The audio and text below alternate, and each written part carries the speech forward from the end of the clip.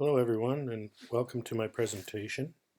My name is Troy Palmer. I'm a captain with the Regional Emergency Services of Wood Buffalo, Fort McMurray.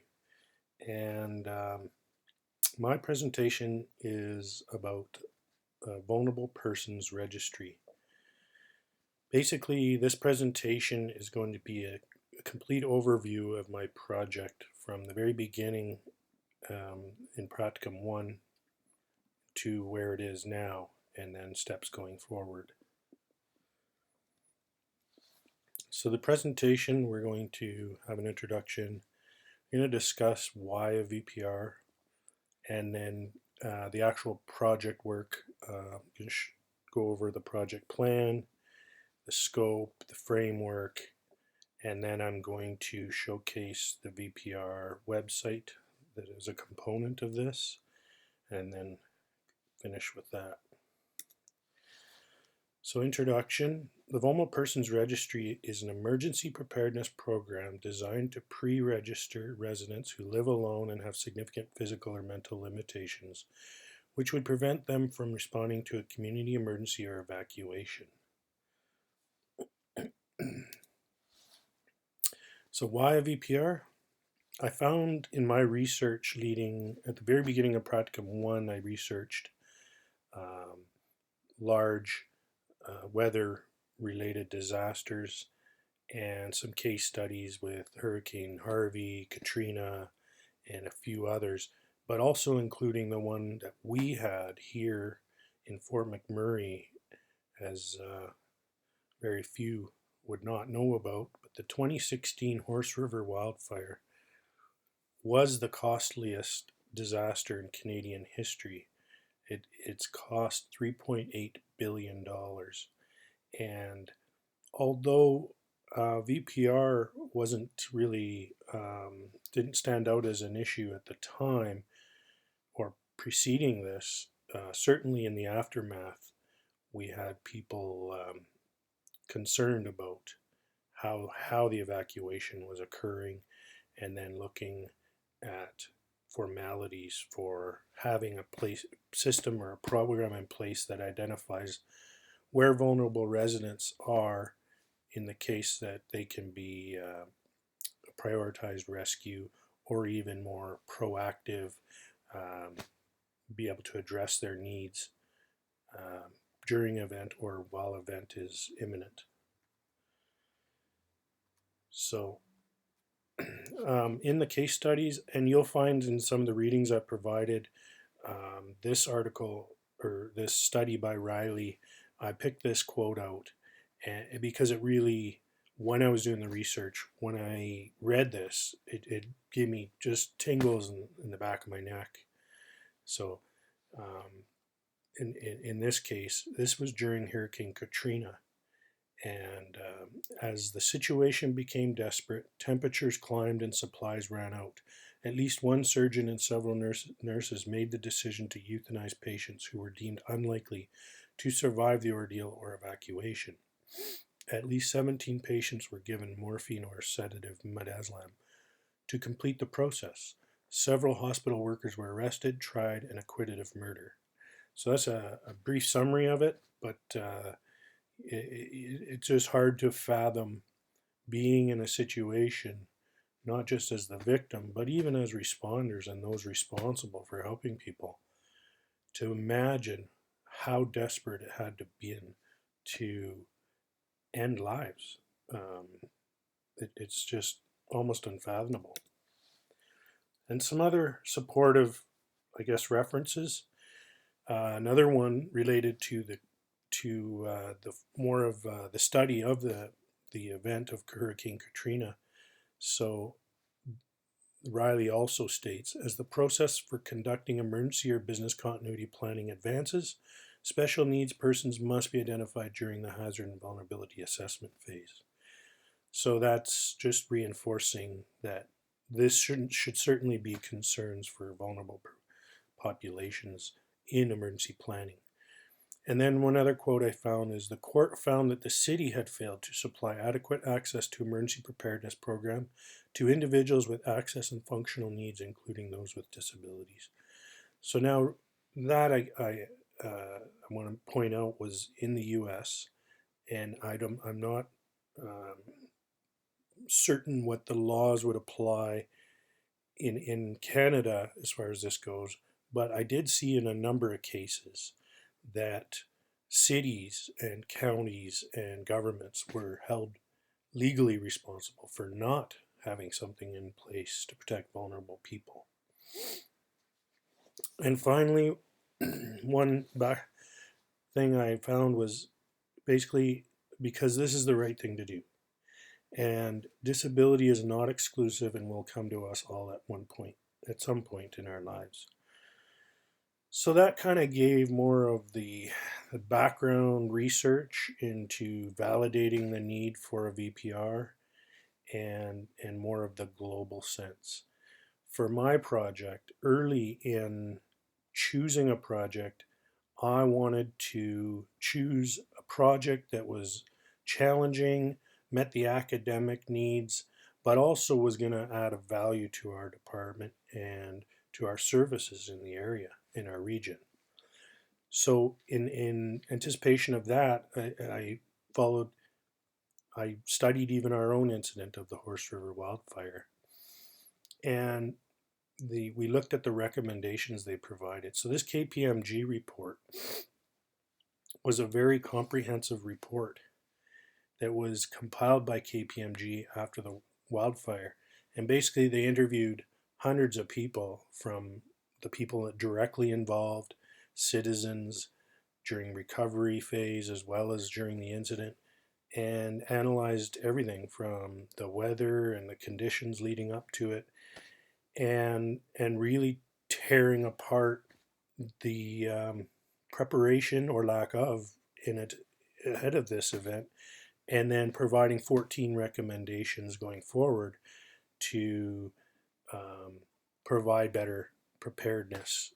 And a lot of the study was supported and backed by either scientific research or in international standards such as the United Nations Sendai Framework for Disaster Reduction, Disaster Risk Reduction, and that place sort of sets out a really comprehensive framework on preparing for communities and people and residents for resiliency in emergency planning.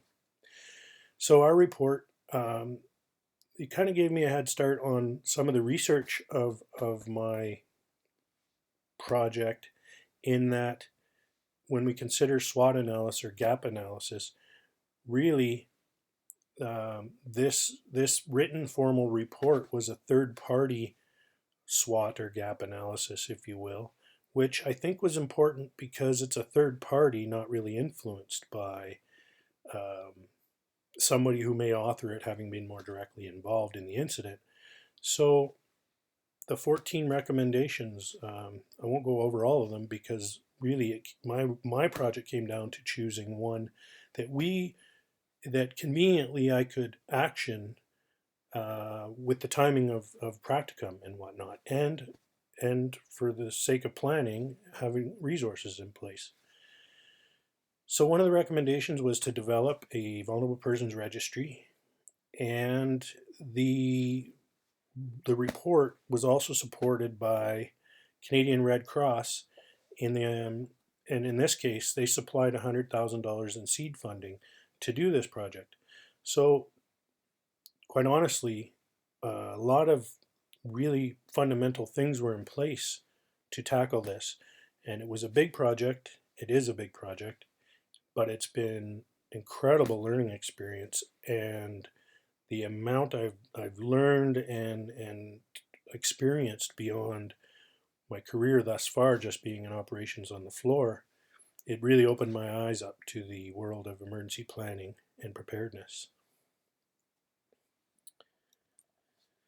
So we began with a project plan. I have the project team that was developed. The whole project was championed by our fire chief, who is my preceptor.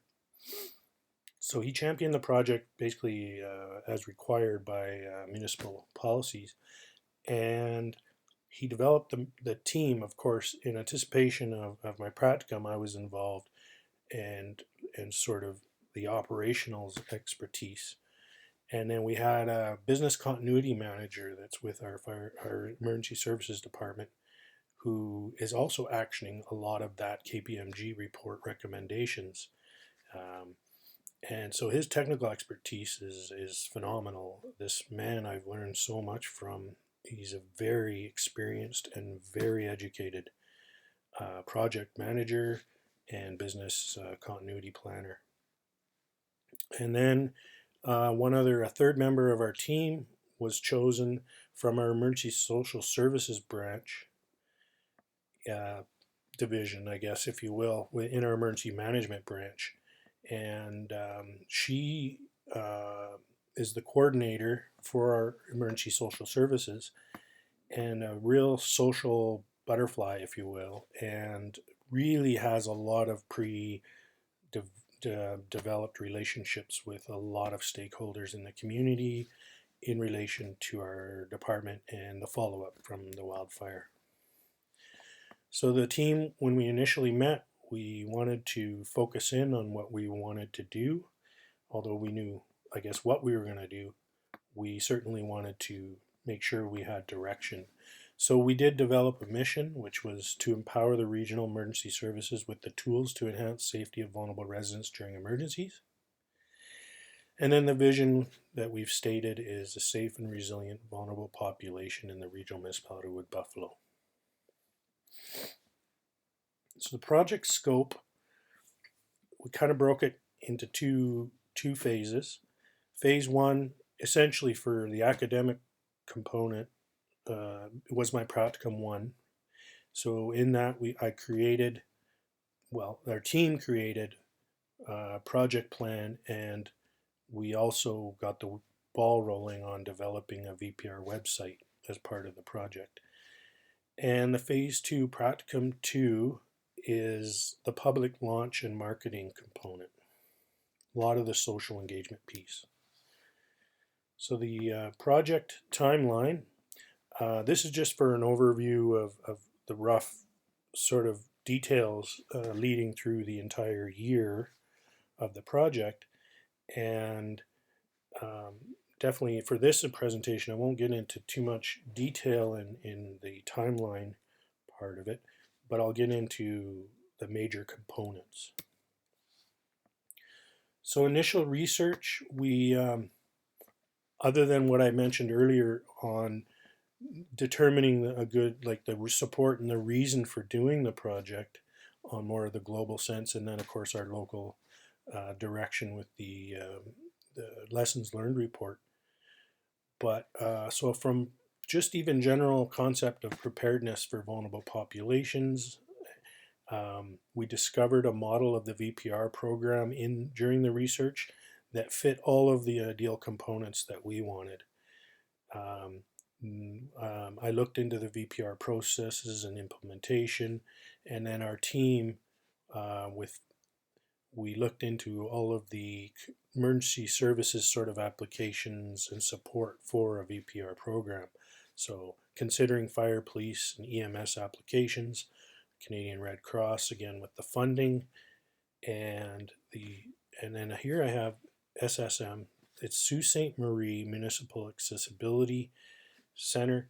See, I kind of got ahead of myself here. When we just researched existing VPR programs, we found a few variations, but the significant majority, were all managed or operated by police services, which Sault Ste. Marie, having another different program, had highlighted and pointed out to us that in their experience and their research, police managed or operated or advertised programs like this do not gain favorability because of just the inherent sort of police context of authority, and it just was a turnoff they found in engaging with people who may wish to register and participate in a program like this. And So we also contacted what we found a lot of police services were using a medic alert program. So they were kind of coordinating with medic alert. But the problem with that we found was we wanted three main components, core components to this program, which was for it to be completely free for every registrant. So one of the big reasons was, of course, to engage and to support sign up. And then voluntary, of course, you can voluntarily sign up or voluntarily withdraw. And then because we're in the management of it, these are operations that we can manage very quickly and stay really engaged and in touch with these registrants.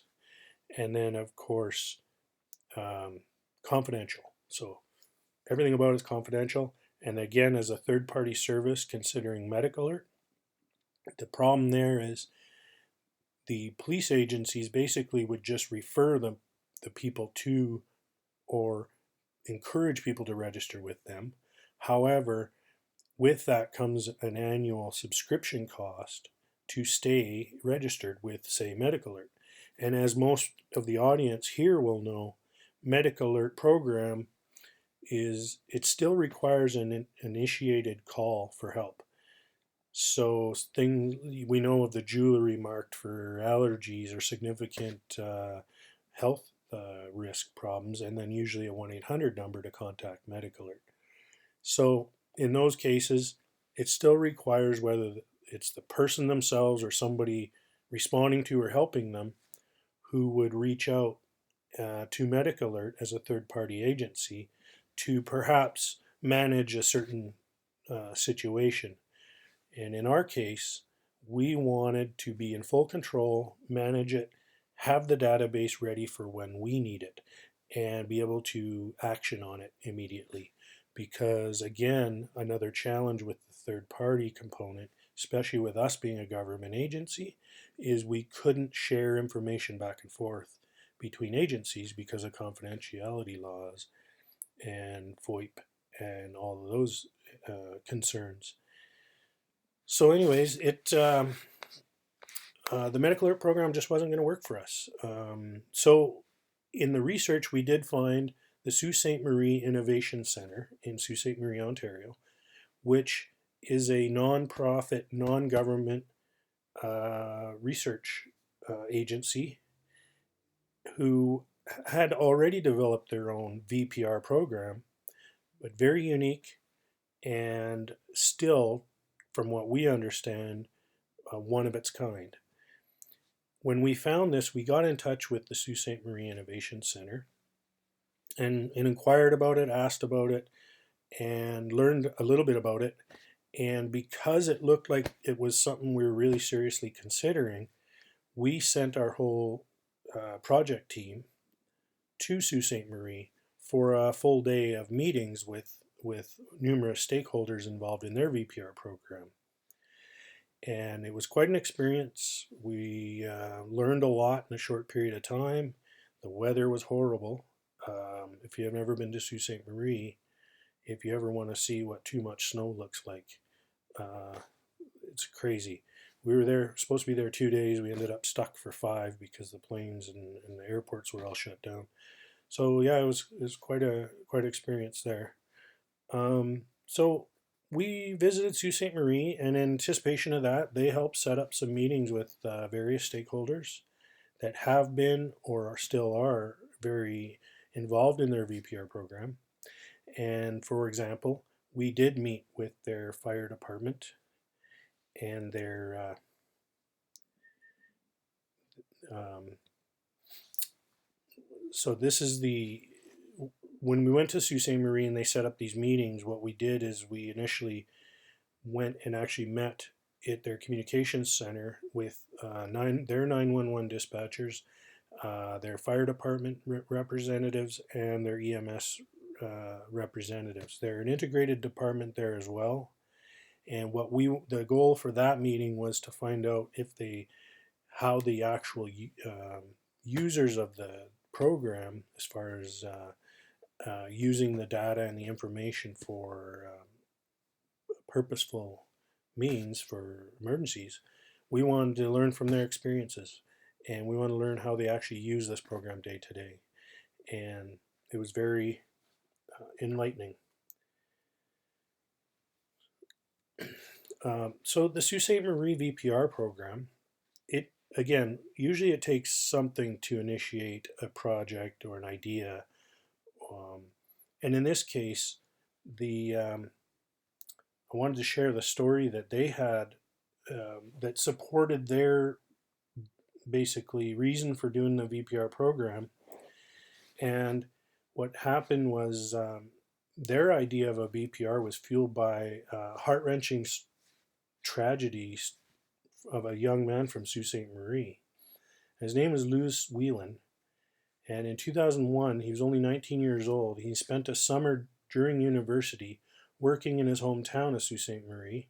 He was responsible for cleaning brush along electrical distribution lines. When unbeknownst to him, he'd be faced with a life-altering experience. So on the second day of his job, a coworker cut a tree down and it caused a power line to fall. And it shocked Lewis with 7,200 volts of electricity. And this severely injured Lewis. And it resulted in 65% burns of his body and required amputations of his legs, both legs, and his right arm and right shoulder. And so he was wheelchair bound for the rest of his life. So also the burns that he suffered even after healing left him reliant on air conditioning to regulate his body temperature. But despite all this, he overcame this adversity and he accepted his altered life and new body and was determined to lead an independent life. So he moved back to southern Ontario and re-enrolled in university. And in August 2003, his neighborhood experienced a widespread electrical outage, and it impacted most of the province and even some of the U.S. Northeast. Lewis, who relied on this electricity for air conditioning, was without power for 22 hours. And his family, being 8 hours away in Sault Ste. Marie, tried frantically to reach him, or anyone who could have maybe tried to help check in on him or ensure his safety, being that he was alone. But to no avail. Lewis died early in the morning of August 15th, 2003, and before the power was restored to his building. And he was only 21 years old. And so this spurred the idea of having a vulnerable persons registry basically in his honor. And we've kind of kept this story going for our program as a precipice as well, because although it happened there to this young man, I mean, the whole concept's the same. It could happen again, right? So when we went to Sault Ste. Marie, the first meeting we had again was with all of the more of the operations of the actual Sault Ste. Marie department or organization. And so the first couple hours of meeting was just talking about all of the major features and functions of their VPR program and how the registration process was and how the actual geomatics work. Because again, and I'll get into this more later, but another component of this is GIS mapping location and indicators of location of vulnerable people. And then we looked at how, again, with our technical expert with us, he was able to talk all the mumbo jumbo and all the acronyms and weird names of IT world.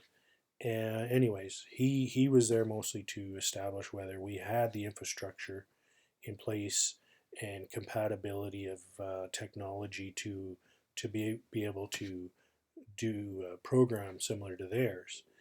And basically, through the meetings with the Sault Ste. Marie Innovation Center and our interests, what's amazing is it cost about $250,000 and it took about 3 years to build what they put together as far as a very good website, data management program, administrative program. So a very comprehensive program. And so with funding and everything else, a lot of resources went into this. And although I can't share with our audience here the deal we made with them, I can say that it was an incredible opportunity for us to develop a relationship with these kind people and this kind organization. And so we did adopt their program, and with their support, we basically customized it for our own applications. So while we were in Sault Ste. Marie, like I said earlier briefly, we did sit down with a lot of the operational leadership of their regional emergency services in their area as well. And we just talked to people who knew about it, worked with it, used it, and what was interesting is they even have the the data for the location of vulnerable people integrated into their MDT systems, their mobile data terminals, and so they can have that as an overlay graphic along with, say, hydrants and whatnot, or very high risk properties and whatnot. So, and then we actually asked them if they'd actually actioned or used the data in an actual event. And what we did learn was, they're really prone to a lot of water related issues because of the Great Lakes area there.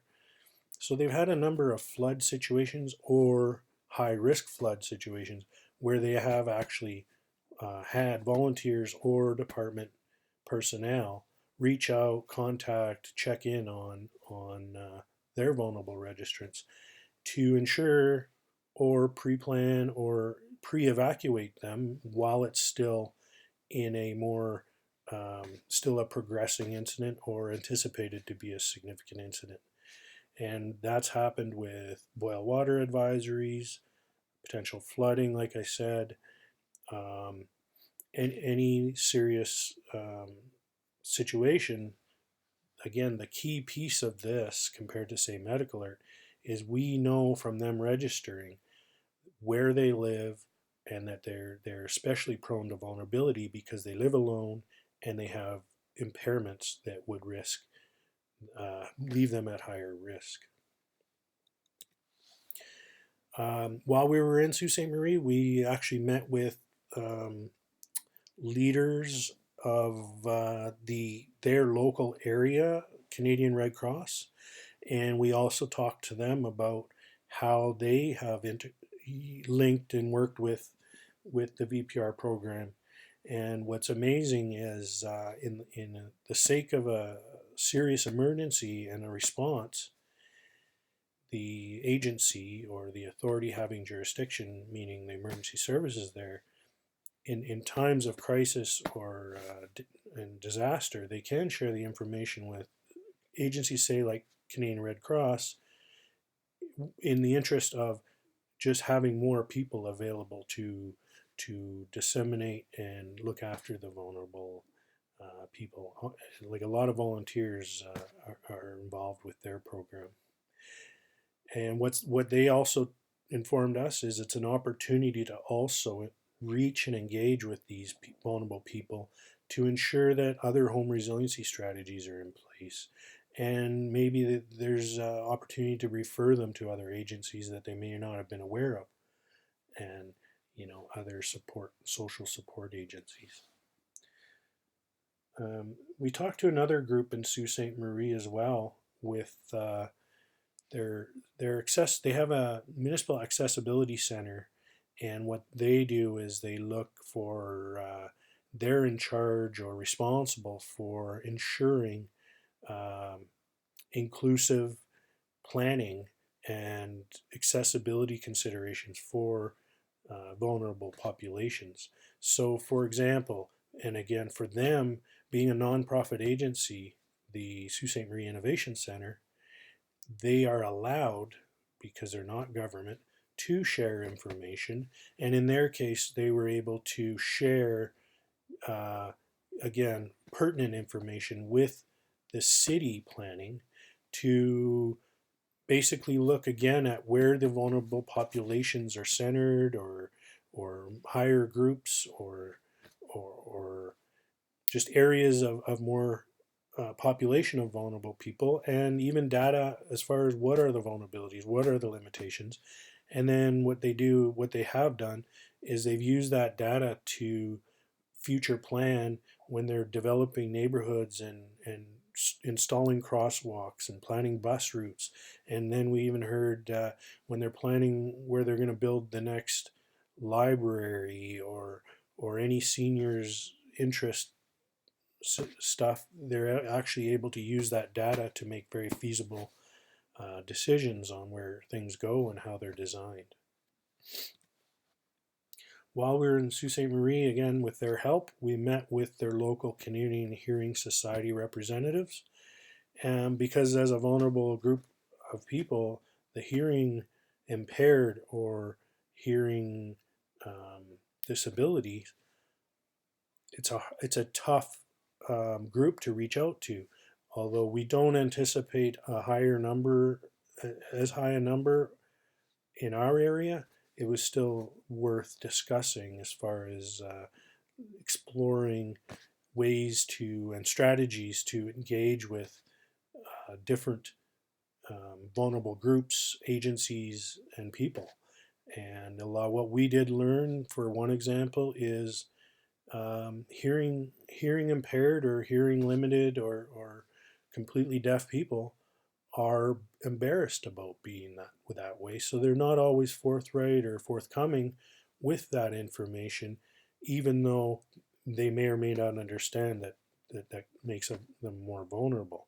So, anyways, we did look into or rather, what we learned is to make a very proactive um, strategy in engaging these external stakeholders to empower the whole program in being successful. So the Sault Ste. Marie, we did go because we do have a significant Indigenous population in our area, and we recognize that along with a number of challenges, we wanted to make sure again that we learned their strategies and tactics and approach on engaging the indigenous population and quite honestly sometimes very remote areas and places. And so we did learn a lot about that, and it also uh, they gave us lots of great suggestions on how to engage these groups. So we're going to get into the project framework. Again, I can't take credit for the organization of all the details of this. I won't even start. But the amount that I learned in the process was incredible.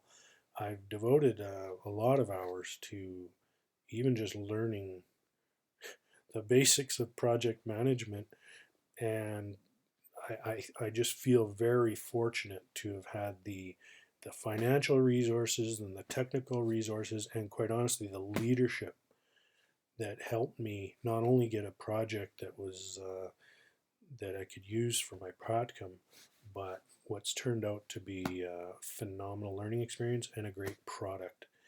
So the project framework included a legal framework, technical framework, social engagement framework, and support framework.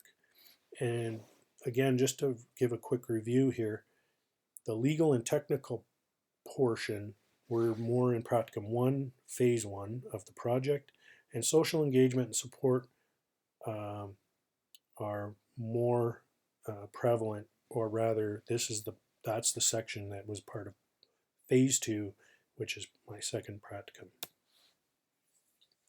So the legal framework, once we decided that we did want the Sault Ste. Marie program and we made a good deal with them, the work was going to start. So still in sort of the planning and organizing portion in the early frame timeline of the project, we had to develop a contract with the Sault Ste. Marie Innovation Center to acquire their program resources and permission to use it. Although they were very open and basically the leaders of that organization were happy to just hand it over for the good deal. But because of legal, we did consult our legal services department of the city, and we found in order to ensure liability and ensure all the legal sort of aspects are taken care of, we did have to formalize an agreement to actually use this program and have them help us with it.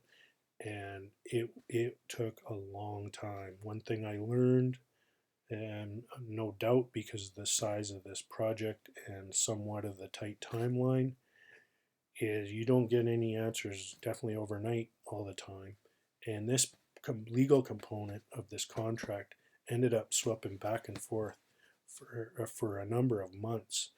And in fact, our legal services department was so busy they actually had to even go and outsource for legal resources to help establish and work out the details of our contract with the Sault Ste. Marie Innovation Center.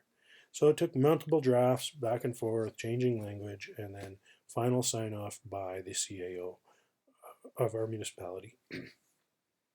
And another piece of the legal framework was the FOIP and liability research. So early in the program, for again to support my material in Practicum 1 report, I did list how we engaged with our municipal FOIP advisor early, and he clarified and outlined all of the FOIP legislation that we were required, and there's no wiggle room here. The legalities involved with putting a service like this in place was very intense. And then eventually, with tying all that together and concluding it, we were able to get the final sign off. So the technical framework, again, I've mentioned the website, and I'll be happy to elaborate on that more later. But the website development and support, that included our visit to Sault Ste. Marie and all of those meetings we had. And with the internal ones at Sault Ste. Marie, it was with their programmers and IT people who put this whole website together. So we were really talking to the people who were heavily involved in theirs from the beginning. And then another aspect of the technical framework is the data management. So not, it's the website, but it's the supporting material.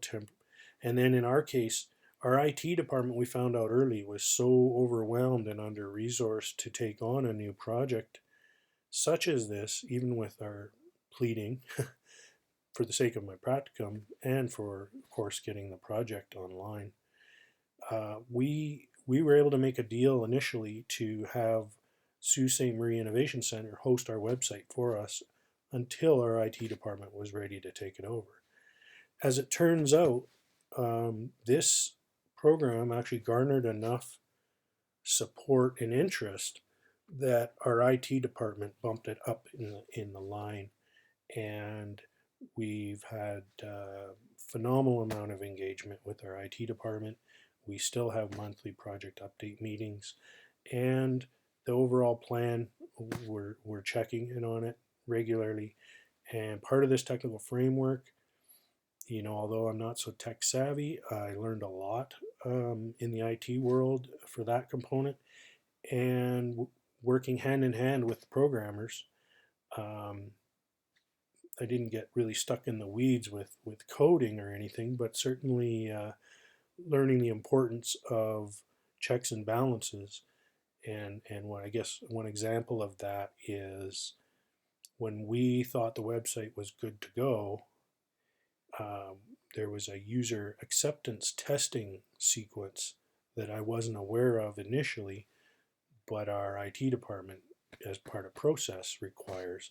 So in that, when we're using third-party technology and we want to set it up under us and for us to use and totally, I guess, promote and use it, we had to ensure that there was no issues technically with the website at all.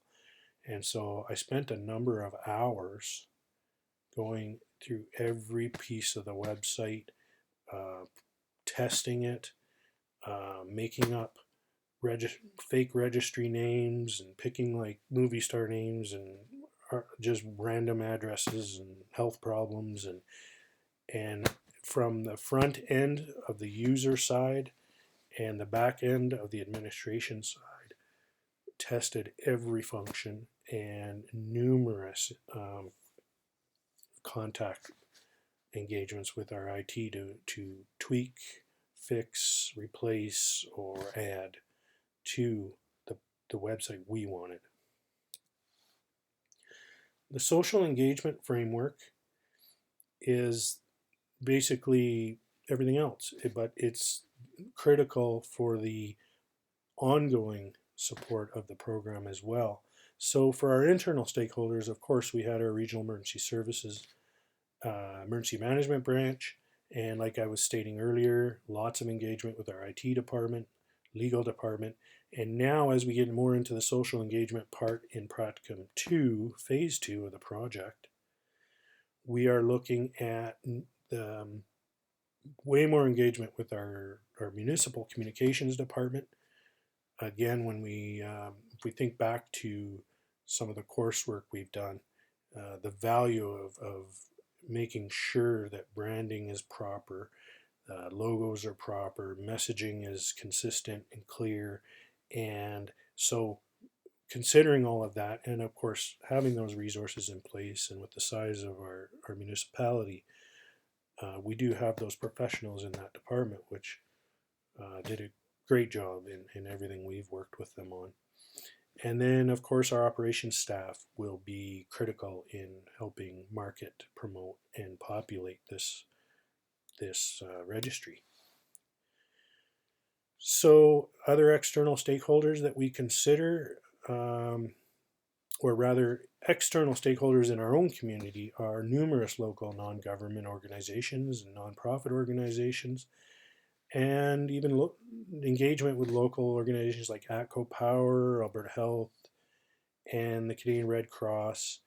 And then, of course, considering who the project is for and the program, we wanted to ensure that we were staying engaged all through the project, regular updates and contact with some local seniors and leaders of these agencies, because we know it's critical moving forward that those relationships be developed in order to, again, help us help people who will benefit from this registry. So support framework is, again, more of the phase 2 and beyond, if you will. That includes ensuring that we have the proper management and administrative requirements in place, clear planning and operation and direction of the program, and establishing financial requirements, whether we need them going forward or not, and human resource requirements. And we're looking at, just to give one example, we are looking at, and it's quite likely that we will actually have a coordinator dedicated to this program as the contact between the users, and just having that immediate support in place to help with registries, registrants, registering, managing, updating, and coordinating basically all the elements of the program once it's fully in place. So this led, all that planning and work led into the public launch. So again, considering the social engagement piece and support, we had a very public advertised launch event at what was one of our local senior gathering and recreational facilities. And September 27th, we did the public launch. And so I was able to test a lot of my planning and learning in the anticipation of this as well. Although we had done presentations earlier through the event, kind of given status updates and meeting with numerous groups and individuals. And so basically the presentations, I've done many of them, and then this I was leading this one, but I was responsible for planning it, inviting, organizing, having things ready for display and whatnot. In anticipation of this, my preceptor had me write a briefing note of the project to our CAO and council, mayor and council, and then also sending a formal invitation by standard municipal procedures in inviting mayor and council to this event. It turns out that this event overlapped the AUMA meetings for all the municipal government people meeting in Edmonton. So unfortunately, our mayor couldn't make it, but in his place, our deputy mayor did show up and said a few words. It was very nice, very supportive. We did have some residents there who may or may not have qualified to be on the registry, but nonetheless, um, they were there to be a part of this event. My fire chief as well was there introducing myself and of course offering his words of support and praise. And we had an MLA representative attend, and of course some local media and a lot of our internal department representatives and even a few external stakeholders that were involved throughout did attend. So that leads us into what is this website we've been talking about? And I'm happy to share this. And so that link that I just showed you, that opens up to a landing page on our municipal website. So they have all of the branding in place. We kind of had to come up with some of these designs, color, and all of that as well. And so that was interesting to work with communications. But on the landing page of the website, it just shows as a new news item and some rough information here. And then this link down here goes right to the actual VPR website, which should be here any second. So here is our Vulnerable Persons Registry website. So this is a fundamental component of the whole program. Again, one of the key points to this is it's a self-registry, voluntary, free, and confidential. So building this website, there's ability to set up an account for the registrant, apply to the VPR registry, and then the application gets reviewed. It goes into a pending folder and it gets reviewed by our VPR administrator. And when they review it, if they see any issues or concerns or have any questions, they contact the registrant directly to clarify some details. Otherwise, it is really an approved or not approved process. And then it's still communicated clearly as to that they are or they're not qualified to register, and maybe land a follow-up for any questions or concerns. And otherwise, the administrator of this program also every year contacts every registrant to ensure that all the details are up to date and that they're still still want to be an active registrant. And then if they don't, of course that gets updated, or in some cases lack of contact, whether they've moved or unfortunately passed away, that sort of process captures keeping the registry up to date. So I want to reiterate again that this program is meant for those living at home who have really no other means or people or immediate assistance to help, and they're in a condition that would limit their abilities to help themselves evacuate, maybe even understand what the dangers are. And so full-time people in full-time care do not qualify to register in this. And the point of that is they're in 24-hour care, maybe even part-time care, but the point of it is there's either a people or maybe an emergency response plan that takes care of that preparedness piece. This is for the people who still want to live at home but want that comfort and reassurance, as well as their families, that they're at least registered, pre-registered, so that we as a service can, in anticipation of a disaster, a major event, or in the unfortunate case of a sudden, unexpected event, regardless, we know where these people are and we can go address their needs right away as soon as possible. So the VPR website here, I'm just going to show it, of course, has the basic elements and information on the home page. And then there's some more. We took an opportunity to make sure we linked this to the original story of the Sault Ste. Marie and why they started it, because of how touching the story is. And then, of course, here's some more information, again, about hopefully to answer all the questions that people have before becoming a part of the program. Now I'm going to skip this register part and go into preparedness, because these are all just third-party, or rather links to other pages. And so what we did was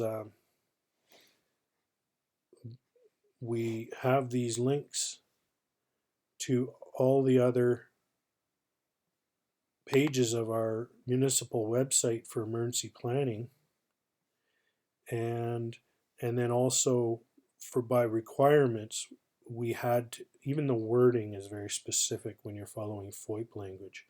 You have to have a physical address, you have to have a phone number, you have to ensure that FOIP disclaimers are on every written paper or registration form or anything that gathers information. And then, of course, some contact info, and then frequently asked questions. And then this is, again, is just everything that I've kind of gone over quickly at some point. So this just reinforces information and questions,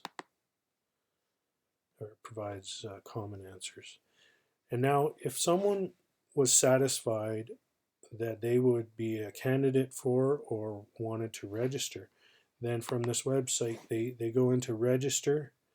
And so in order to basically sign an acceptance for this, there's an accept and decline down here. So this basically reiterates that you still got to call 911 in an emergency, and you are agreeing to go on this registry. You're giving us permission to receive your personal information, store it, and use it for just the cases of it's intended. Again, all this is FOIP language. And then, of course, legal disclaimers and an understanding that if you don't update your information or respond to further follow-ups, you could be removed, but you will be notified. And basically, this here was a requirement of FOIP, having to have this information on here. So if someone declines, of course, it's just going to pop back to the home page, but you hit accept. And now this is the actual registration piece of the website.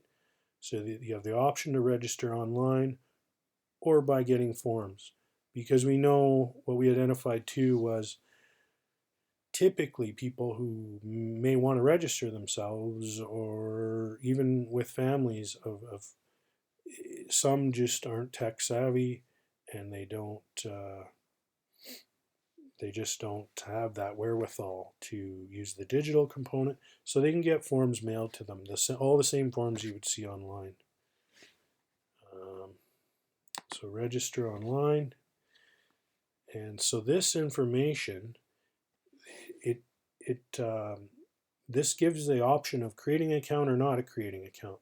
But if you don't create an account, now speaking from a user perspective, is it's like other website login and continual engagement websites where if you don't create an account, you have no other way to go back in on your same information and do changes or stay or suspend your account or withdraw completely. You would have to contact by phone or mail if you didn't create an account. So the idea here is you creating an account, and then this has all the normal safety security backup systems in that you can't have a repeat username or email, or if a password doesn't work, of course you're not going to get in, stuff like that. And i'm not I'm not going to go through all of the steps for this in the process, but the whole point of this is as they progress and as they satisfy every entry field, they are allowed to continue to the next sections.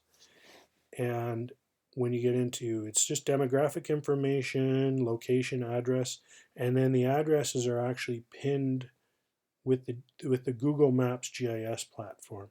So when all the information is entered in here, the back end of the website loads all the data fields as needed, puts it in basically searchable formats and printable formats, report formats, and there's actually a GIS or a Google Map component in the back end that at any given time you can look at every registry on the map. Which again, if you imagine a an environmental or community event or disaster that's only affecting a portion of the city, you again, just by actually tangibly seeing and looking at that information, it's very easy to execute rescue plans and procedures. And considering what we don't anticipate a high number of registrants because of how I explained earlier on very particular criteria to qualify for this. And another good reason for that is if we widen those parameters, we are defeating the purpose of this niche of the people who have the need. And then we overload the registry, and then we're back to a situation where we're under resourced and overmatched for the situation. So, and comparatively, for the people who actually fit the criteria, we do not anticipate any more than 300 people in our whole region to qualify for this. And that's also not considering a younger demographic than, say, Sault Ste. Marie, who we are comparing a lot of demographic and data information. There's a lot more senior and retired and disabled people living in the Sault Ste. Marie area. So their registrant database is 350 area. So we're thinking 300 max. And again, goes through, and then after the address and demographic information, we actually have them answer. It's all ticky box, situational needs. It just clarifies by data fields on what their vulnerabilities are, limitations, mobility limitations, and even electrical dependency for home medical equipment, oxygen, dialysis perhaps. And once we know that information ahead of time, again, considering the nature of the incident, we can even just look up by search who will be affected related to the incident itself. So in a really prolonged power outage, for one example, is we could quickly look on the database. Our emergency management preparedness branch can look up who may or may not be affected by this, and then those who are, and if it is just a prolonged power outage, then we would ensure they have a backup power system, or if it's obviously a physical risk as well, they would be evacuated to appropriate locations. And then, of course, other emergency contact information, secondaries, and then how they prefer to be update their account. And so if I went through all of these, it would register me, and then I would have to contact our IT department to take me off of it.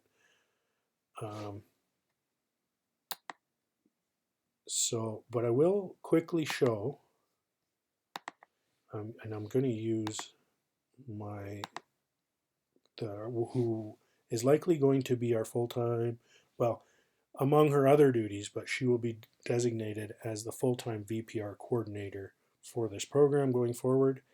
And she was the social engagement member of our VPR team, and so this is her login info. So here, this is the initial page. This would be the idea of a VPR coordinator reviewing the status by this dashboard, what we anticipate to be daily, to ensure that we're seeing if there's any pending registrations. And then all of these functions that they've programmed in here, again, it's just phenomenal how the functionality of this can be made. But pending applications and then overall management of registrants, all of these functions over here to the left are all just ways to review pending registration applications and approve or not approve, and just verify that all the information is clear and concise. And then in cases where the address isn't registered, or it's not an actual designated mappable on GIS, then we just ensure there's very clear directions and notes in their file. And then I'll quickly show this piece here is the GIS map. So again, so when we want to pull up a report for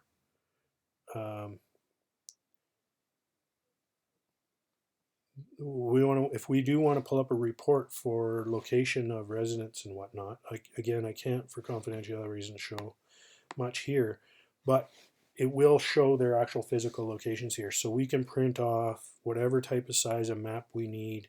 And then even on this map, this digital map, we can even hover over each icon of what we say VPR, and that'll quickly even show their address. So sometimes we don't even need to know what the details of their disability or limitations are. A lot of times on the execution or application side of things, thinking more operationally, we really, the big point is they're vulnerable. So we don't necessarily always post or show what their limitations or personal conditions are. The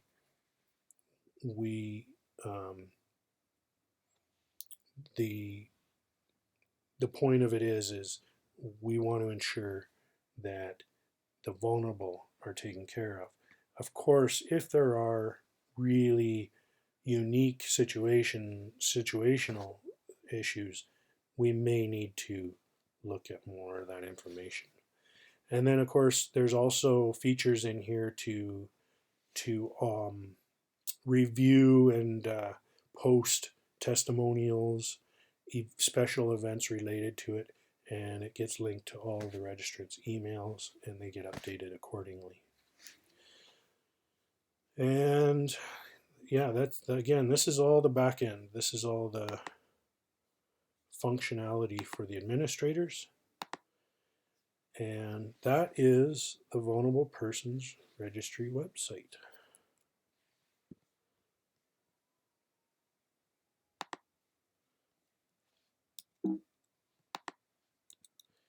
So what we found, even in the feedback from Sault Ste. Marie, when they did follow-up surveys and whatnot, they did find that these as particular added bonuses or values to the program. So it encourages residents to stay longer in their own homes. It provides family reassurance, especially when you consider some family members may live quite a ways away, but knowing that their loved ones or family are part of this in this registry, it will add that added sort of reassurance. And then again, we're leveraging this opportunity to refer as necessary these people who may not have otherwise known or been exposed to or otherwise informed about other support agencies that could help them with other needs. And then we're also having home visits with every registrant by our VPR coordinators to offer more personalized emergency planning, home planning, whether it's, you know, 72 hours preparedness for numerous types of situations.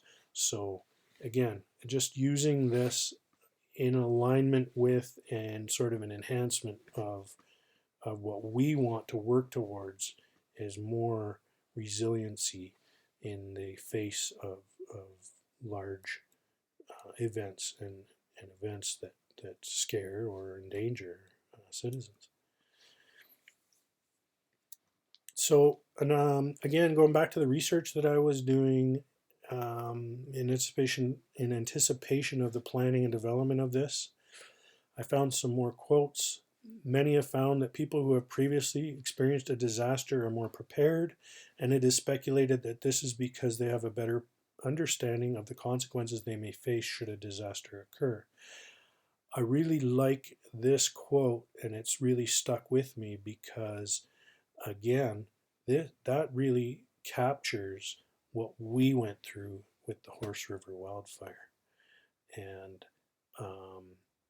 it basically, if you think of it this way, we don't have to work very hard right now to get support for these emergency preparedness and resiliency strategies and programs because, again, although it's been a couple of years or almost 2.5 years ago now, it's still fresh in minds, and people, they won't forget.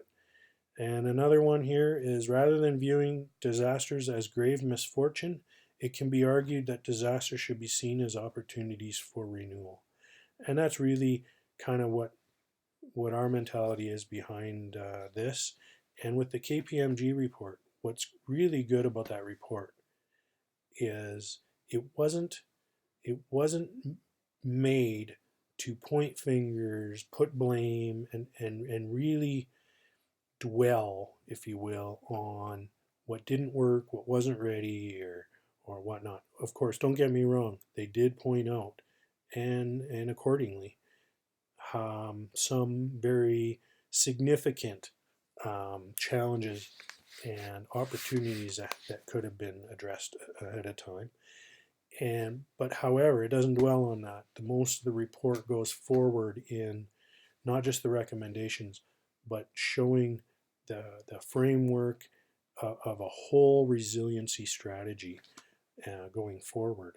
And I do recommend, and I have earlier in the program, that anyone with an interest in emergency planning or preparedness um, really should check out that KPMG report.